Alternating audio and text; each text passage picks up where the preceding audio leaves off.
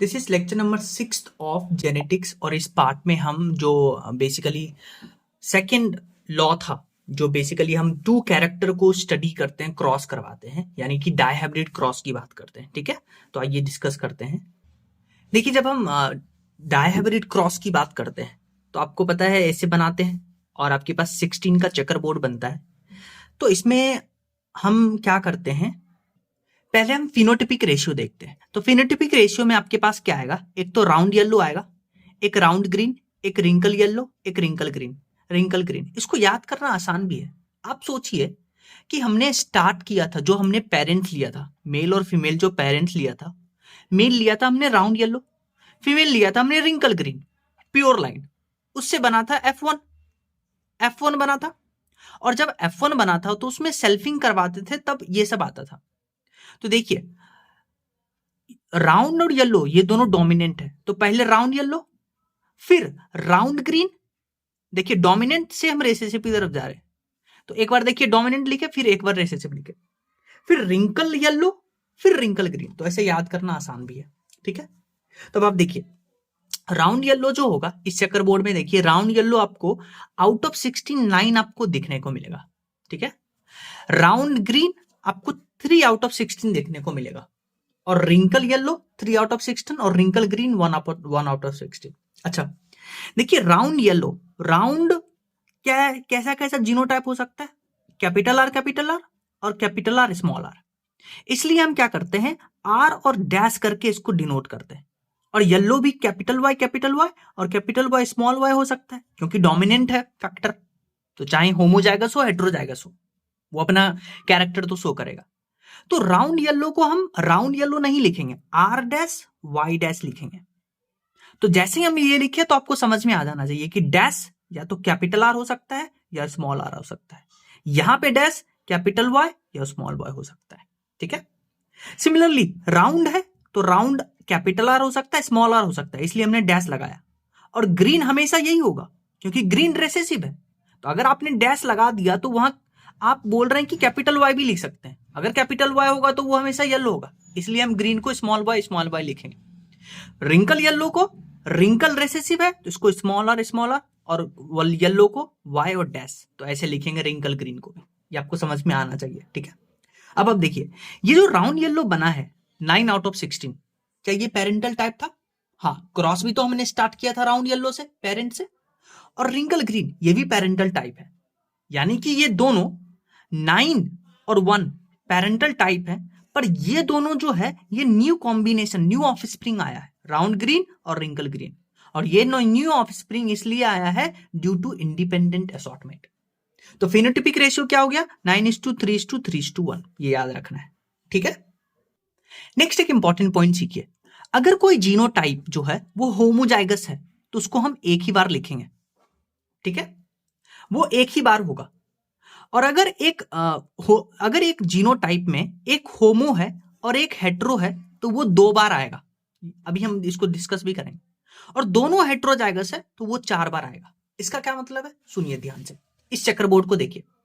इसमें ये दोनों देखिए, ये दोनों क्या है, आपका होमोजाइगस है। अगर ये दोनों होमोजाइगस है तो ये एक ही बार आएगा। देखिए, ये ऐसा एक ही बार आएगा और ऐसा कहीं आपको नहीं दिखेगा।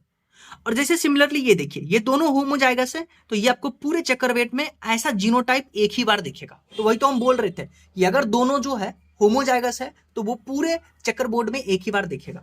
अब जैसे आप इसको कंसीडर करिए, इसमें एक होमो है एक हेट्रो है। तो अभी मैंने बताया था अगर एक होमो एक हेट्रो है तो वो 2 बार आएगा। तो आप चेक करिए, ये कैसा और ये कैसा, यानी ये दोनों सेम है और ये 2 बार आएगा।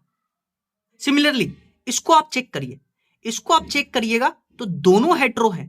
देखिए capital r small r, capital y small y. तो अगर दोनों हेट्रो है तो ये 4 बार आएगा। ठीक है, तो देखिए 1 बार 2 बार 3 बार 4 बार। आप याद कर लीजिएगा, अगर एक ही पेयर, अगर दोनों पेयर होमोजाइगस है तो एक ही बार आएगा।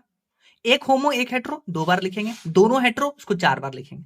अब देखिए जीनोटाइपिक रेशियो को लिखने के लिए आप एक और ट्रिक यूज करिएगा। आप क्या करिए, पहले आप लिखिए, मैं आपको सिखाता हूं कैसे लिखना है। पहले आप लिखिए capital y, again capital y, 2 बार इसको लिखिए, फिर capital y small y, again इसको 2 बार लिखिए, कैपिटल वाई स्मॉल वाई, फिर आप लिखिए small y small y, small y small y. तो आपको ये 2 बार लिखना है, 2 बार 2 बार 2 बार लिख दिए। फिर आप क्या करिए, इसको एक एक बार लिखिए। एक एक बार लिखने का मतलब कैपिटल वाई स्मॉल वाई और स्मॉल वाई, तो एक एक बार लिख दिए। अब यहां पे क्या करिए, कैपिटल आर इसको लिखते रहिए, capital r small r, capital r capital r, capital r small r, capital r capital r, capital r small r. तो यहां तक हमने लिख लिया, ठीक है। और फिर इस तीनों में आप small r small r small r small r लगा दीजिए। तो ऐसे लिखना है। अब आप देखिए, यहां दोनों होमो तो ये एक बार आएगा, एक होमो एक हेट्रो तो कितना बार आएगा, 2 बार। देखिए एक होमो एक हेट्रो 2 बार, हेट्रो हेट्रो ये 4 बार आएगा, होमो होमो ये 1 बार आएगा, हेट्रो होमो ये 2 बार आएगा, होमो होमो ये 1 बार आएगा, होमो हेट्रो ये 2 बार आएगा, और होमो होमो ये 1 बार आएगा। तो जीनोटाइपिक रेशियो क्या आ गया, 1:2:2:4, 4:1:2:1:1। इसको ऐसे भी याद रखिएगा, 1:2:4, इसको ऐसे याद रखना है। कैसे याद रखिएगा, 1:2:4, 1:1:2:1, 1:1:2:1 ऐसे याद रखना है। 1:2:4, 1:1:2:1। वापस से सुनिए, 1:2:4, 1:1:2:1, ठीक है।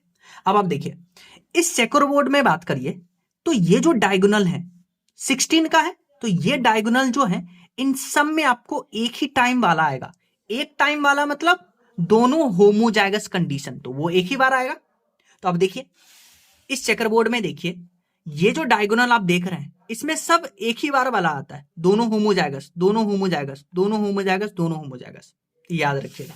तो डायगोनल में सब एक ही बार आला। फिर इस डायगोनल में, इस डायगोनल की बात कर रहे हैं, इस डायगोनल में 4 टाइम्स वाला आएगा। 4 टाइम्स वाला मतलब दोनों हेट्रोजाइगस। तो देखिए इस डायगोनल में 4 टाइम्स वाला, दोनों हेट्रोजाइगस और सब सेम होंगे, ठीक है। ये अलग अलग है पर एक ही बार वाला है। अब देखिए ध्यान से, और ये जो बात, ये जो है, ये कॉलम ये कॉलम, ये कॉलम ये कॉलम, ये कॉलम ये कॉलम, ये कॉलम ये कॉलम, इन सब में क्या होगा, सेम जीनोटाइप प्रेजेंट होगा एडजेसेंट कॉलम, ठीक है। तो क्वेश्चन आपसे कैसे पूछेगा, इस चेकरबोर्ड में क्या करेगा, a b c d e f g h लिख के दे देगा, और आपसे पूछेगा बी इज इक्वल टू, तो आप बोलिएगा ई, सी इज इक्वल टू तो ये वाला, जी इज इक्वल टू ये वाला, ई इज इक्वल टू ये वाला, ठीक है। और डी जी ई ये सब बराबर होंगे, पर ये सब बराबर नहीं होंगे। इस डायगोनल वाला बराबर नहीं होगा, ये डायगोनल बराबर होंगे, ये बराबर होंगे। तो ये आपको आना चाहिए।